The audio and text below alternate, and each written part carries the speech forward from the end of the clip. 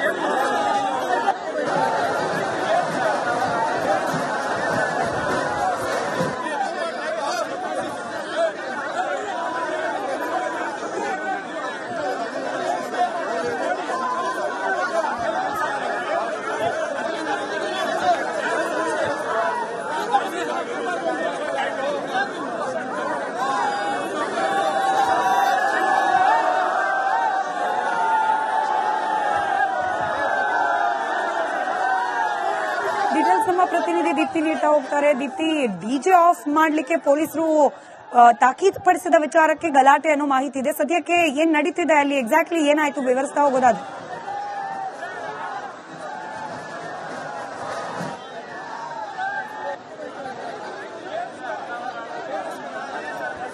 ಸ್ಮಿತಾ, ನಿಮ್ಮ ವಾಯ್ಸ್ ನನಗೆ ಕೇಳಿಸ್ತಾ ಇಲ್ಲ. ಆದ್ರೆ ಇವತ್ತು ನಡೀತಿರುವಂತಹ ಶೋಭಾಯಾತ್ರೆ ಯಾವ ರೀತಿಯಾಗಿದೆ ಅಂತ ನಾನು ತೋರಿಸುವಂತಹ ಪ್ರಯತ್ನವನ್ನ ಮಾಡ್ತೀನಿ. ಆ ಕಾಶ್ಮೀರದಲ್ಲಿ ನಡೆದಂತಹ ಉಗ್ರರ ದಾಳಿಯನ್ನ ಪ್ರತಿಯೊಬ್ಬ ಭಾರತೀಯ ಕೂಡ ಇವತ್ತು ಖಂಡಿಸ್ತಾ ಇರುವಂತದ್ದು, ಅದರ ವಿರುದ್ಧ ಧ್ವನಿಯನ್ನ ಎತ್ತುತ್ತಾ ಇರುವಂತದ್ದು. ಇವತ್ತು ಹಿಂದೂಗಳು ಒಟ್ಟಾಗ್ಲಿಲ್ಲ ಅಂತ ಹೇಳಿದ್ರೆ ಹಿಂದೂಗಳನ್ನ ಟಾರ್ಗೆಟ್ ಮಾಡಿ ಹೊಡೆಯುವಂತಹ ದುಷ್ಕೃತ್ಯ ನಿಲ್ಲಲ್ಲ ಅಂತ ಹೇಳಿ ಪ್ರತಿಯೊಬ್ಬ ಹಿಂದೂ ಕೂಡ ಇವತ್ತು ಬೀದಿಗಿಳಿದು ಒಂದು ರೀತಿಯ ಹೋರಾಟ ಪ್ರತಿಭಟನೆಯನ್ನ ಮಾಡ್ತಾ ಇದ್ದಾರೆ. ಎಲ್ಲರ ಬಾಯಲ್ಲೂ ಕೂಡ ಜೈ ಶ್ರೀರಾಮ ಘೋಷಣೆ ಮೊಳಗ್ತಾ ಇದೆ. ಪ್ರಮುಖವಾದಂತಹ ವಿಚಾರ ಏನು ಅಂತ ಹೇಳಿದ್ರೆ, ಎಲ್ಲೋ ಒಂದ್ ಕಡೆ ಇಲ್ಲಿ ನಾಗರಿಕರ ಹತ್ಯೆ ಆಗಿಲ್ಲ, ಟೂರಿಸ್ಟ್ಗಳ ಹತ್ಯೆ ಆಗಿಲ್ಲ, ಹತ್ಯೆ ಆಗಿರುವಂತದ್ದು ಹಿಂದೂಗಳ ಹತ್ಯೆ. ಹೀಗಾಗಿ ಹಿಂದೂಗಳ ರಕ್ಷಣೆಗೆ ಪ್ರತಿಯೊಬ್ಬರು ಕೂಡ ನಿಲ್ಲಬೇಕು, ಧ್ವನಿಯಾಗಿ ಇರಬೇಕು ಅಂತ ಹೇಳಿ ಈ ಒಂದು ಶೋಭಾಯಾತ್ರೆಯನ್ನ ಮಾಡ್ತಾ ಇರುವಂತದ್ದು.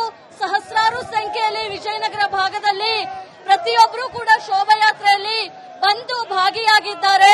ಪ್ರತಿಯೊಬ್ಬರಿಗೂ ಕೂಡ ಉಗ್ರರನ್ನ ಕೊಲ್ಲೇಬೇಕು. ಪ್ರಧಾನಿಯವರು ಏನು ನೇರವಾಗಿ ಹೇಳಿದ್ದಾರೆ, ಎಲ್ಲಿದ್ರೂ ಕೂಡ ಉಗ್ರರನ್ನ ಬಿಡೋದಿಲ್ಲ ಅಂತ ಹೇಳಿ ಆ ಒಂದು ಕಾರ್ಯಕ್ಕೆ ನಮ್ಮೆಲ್ಲರ ಸಾಥಿದೆ ಅಂತಾನೂ ಕೂಡ ಇವರು ಹೇಳಿರುವಂತದ್ದು.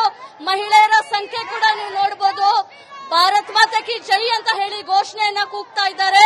ಎಲ್ಲೋ ಒಂದ್ ಕಡೆ ಅಂದ್ರೆ ಹಿಂದೂಗಳು ಶಾಂತಿ ಪ್ರಿಯರು, ಯಾವುದೇ ರೀತಿಯಾಗಿ ಯಾರನ್ನ ಕೂಡ ಕೆಣಕಕ್ಕೆ ಹೋಗೋದಿಲ್ಲ. ಆದ್ರೆ ಈ ರೀತಿಯ ದುಷ್ಕೃತ್ಯ ಆದಂತಹ ಸಂದರ್ಭದಲ್ಲಿ ಸುಮ್ಮನೆ ಕೂರೋದಿಲ್ಲ ಅನ್ನೋ ಒಂದು ಎಚ್ಚರಿಕೆಯ ಮಾತುಗಳನ್ನ, ಎಚ್ಚರಿಕೆಯ ವಿಚಾರವನ್ನ ಇವತ್ತು ತೋರಿಸ್ತಾ ಇರುವಂತದ್ದು. ಮಾತಾಡಿಸುವಂತಹ ಪ್ರಯತ್ನವನ್ನ ಮಾಡ್ತೀವಿ. ನಾವೆಲ್ಲ ಹಿಂದೂ, ಬಲ ಭಾರತ್ ಮಾತಾ ಕಿ ಜೈ ಶ್ರೀರಾಮ್. ಉಗ್ರರ ಕೃತ್ಯವನ್ನ ಹೇಗೆ ವಿರೋಧಿಸ್ತೀರಾ ಮೇಡಮ್? ಇವತ್ತು ನಾಗರಿಕರು ಅಂತ ನೋಡದೆ ಹಿಂದೂಗಳನ್ನ ಟಾರ್ಗೆಟ್ ಮಾಡಿ ಹೊಡೆದಿರುವಂತದ್ದು ಉಗ್ರರು.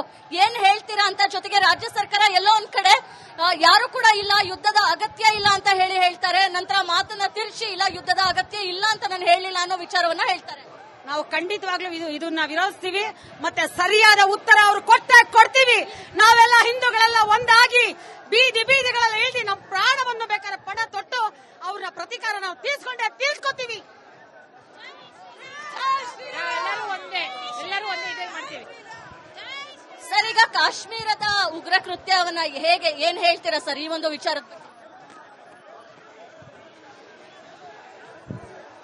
ನಮ್ಮ ಕಾಶ್ಮೀರದ ಉಗ್ರ ಕೃತ್ಯ ಬಹಳ ಖಂಡನೀಯ.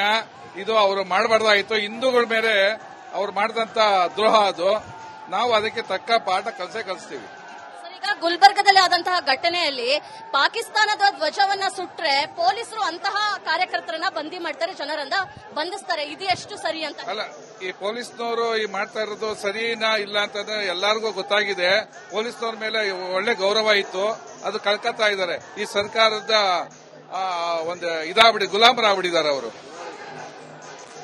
ಸೊ ಸಾಕಷ್ಟು ಜನ ಈ ಒಂದು ಶೋಭಾಯಾತ್ರೆಯಲ್ಲಿ ತೊಡಗಿರುವಂತದ್ದು ಸಂಸದ ತೇಜಸ್ವಿ ಸೂರ್ಯ ಇರ್ಬೋದು, BL ಸಂತೋಷ್ ಅವರು ಇರ್ಬೋದು, ಈ ಭಾಗದ ಕಾರ್ಯಕರ್ತರಿರ್ಬೋದು, ಎಲ್ಲರೂ ಕೂಡ ಶೋಭಾಯಾತ್ರೆಯನ್ನ ಆರಂಭಿಸಿದ್ದಾರೆ. ಅಂದ್ರೆ ಒಂದಿಷ್ಟೇ ಹೊತ್ತಿನಲ್ಲಿ ಇಷ್ಟೇ ಕಿಲೋಮೀಟರ್ ದೂರದಲ್ಲಿ ಶೋಭಾಯಾತ್ರೆಯನ್ನ ಮಾಡಬೇಕು ಅಂತ ಹೇಳಲಾಗಿತ್ತು. ಆದ್ರೆ ಯಾಕೆ ಶೋಭಾಯಾತ್ರೆಗೆ ತಡೆಯನ್ನ ಒಡ್ತಾ ಇದ್ದೀರಾ ಅಂತ ಹೇಳಿ ಕಾರ್ಯಕರ್ತರು ಅವರಿಗೆ ಜೋರಾದಂತಹ ವಿಚಾರವನ್ನ ತಿಳಿಸಿ ಮನವಿಯನ್ನ ಮಾಡಿದಂತಹ ಬೆನ್ನಲ್ಲೇ ಇದೀಗ ಶೋಭಾಯಾತ್ರೆನ ಮುಂದೆ ಹೋಗೋದಕ್ಕೆ ಬಿಟ್ಟಿದ್ದಾರೆ. ಸ್ಮಿತಾ, ದೀಪಿ, ನನ್ನ ಧ್ವನಿ ತಲುಪ್ತಾ ಇದ್ರೆ ಸಿದ್ದರಾಮಯ್ಯನವರ ಯುದ್ಧ ಬೇಡ ಅನ್ನೋ ಹೇಳಿಕೆ, ಇದ್ರ ಬಗ್ಗೆ ಬಜರಂಗ ದಳದ ಅಭಿಪ್ರಾಯ, ಅದರಲ್ಲೂ ಇವತ್ತು ಶೋಭಾಯಾತ್ರೆ ನಡೆಸ್ತಿರುವವರ ಅಭಿಪ್ರಾಯ ಏನು ತಿಳ್ಕೊಳ್ಬಹುದಾ?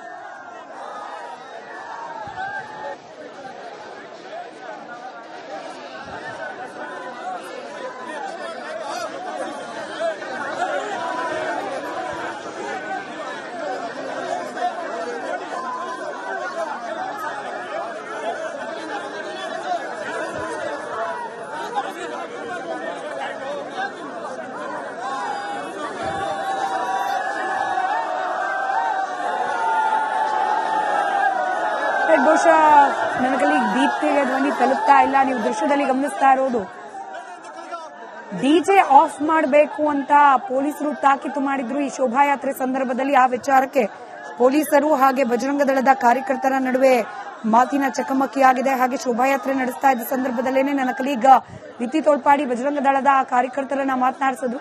ಯಾವುದೇ ಕಾರಣಕ್ಕೂ ಪಾಕಿಸ್ತಾನದ ಈ ಬಾರಿಯ ಈ ಕೃತ್ಯವನ್ನ ಸಹಿಸಿ ಸುಮ್ಮನೆ ಕೂರೋ ಮಾತೇ ಇಲ್ಲ, ಪ್ರತೀಕಾರ ತೀರಿಸಿಕೊಳ್ಳಲೇಬೇಕು, ಭಾರತೀಯರಾದ ಪ್ರತಿಯೊಬ್ಬರ ಕರ್ತವ್ಯ ಅದು ಅನ್ನೋ ಆಕ್ರೋಶದ ಮಾತುಗಳನ್ನಾಡಿದ್ದನ್ನ ಗಮನಿಸ್ತಾ ಇದೆ. ಬೆಂಗಳೂರಿನ ವಿಜಯನಗರದಿಂದ ನೇರ ಪ್ರಸಾರದ ದೃಶ್ಯದಲ್ಲಿ ಗಮನಿಸ್ತಾ ಇದ್ದೀರಿ. ಶೋಭಾಯಾತ್ರೆ ಸಂದರ್ಭದಲ್ಲಿ ಪೊಲೀಸರು ಹಾಗೆ ಬಜರಂಗ ದಳದ ಕಾರ್ಯಕರ್ತರ ನಡುವೆ ಮಾತಿನ ಚಕಮಕಿಯಾಗಿದೆ.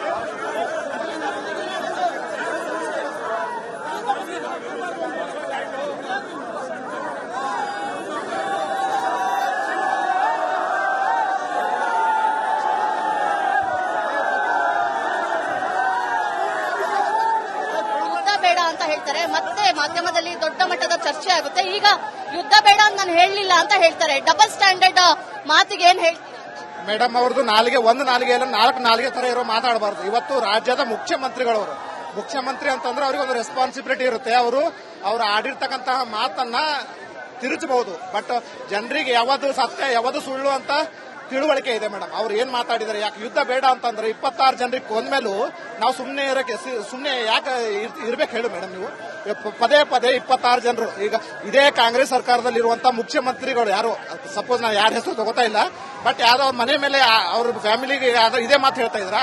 ನಾವು ಆವಾಗಲೇ ಸುಮ್ನೆ ಕೂತ್ಕೋಬೇಕಾ? ಸುಮ್ನೆ ಕೂತ್ಕೊಳಕ್ ಆಗಲ್ಲ ಮೇಡಮ್. ಯಾವಾಗ ಉತ್ತರ ಕೊಟ್ಟಿದ್ದಾರೆ ನಾವು ಪ್ರತಿ ಉತ್ತರ ಕೊಡ್ಲೇಬೇಕು ಮೇಡಮ್. ಇವಾಗ ಅವ್ರು ಮಾಡಿದ್ದಕ್ಕಂತ ಕ್ಷಮೆ ಕೇಳಲೇಬೇಕು ಅವ್ರ ಜನರಿಗೆ.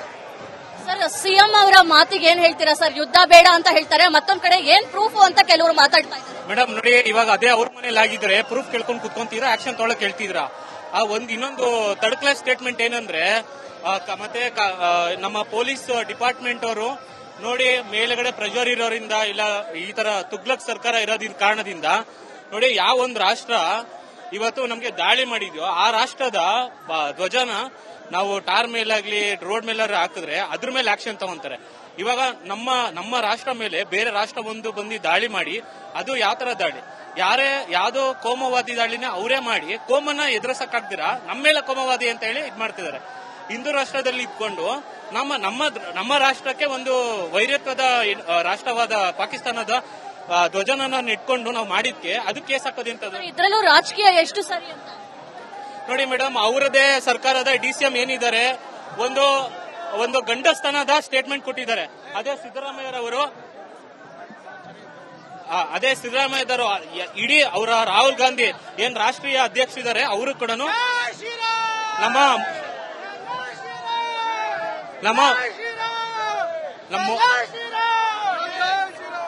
ರೈಟ್, ವಿಜಯನಗರದಿಂದ ನೇರ ಪ್ರಸಾದ ದೃಶ್ಯಗಳಲ್ಲಿ ಗಮನಿಸ್ತಾ ಇದ್ರಿ. ಬಜರಂಗ ದಳದಿಂದ ನಡೆಸಲಾಗ್ತಾ ಇರುವ ಶೋಭಾಯಾತ್ರೆ ಎಲ್ಲರ ಮನಸ್ಸಿನಲ್ಲಿರೋದು ಒಂದೇ ವಿಚಾರ, ಅಮಾಯಕ ನಾಗರಿಕರ ಪ್ರಾಣ ಬಲಿ ಪಡೆದ ಪಾಕಿಸ್ತಾನದ ವಿರುದ್ಧ ಭಾರತ ಸಮರವನ್ನ ಸಾರಬೇಕು ಅಂತ ಹೇಳಿ.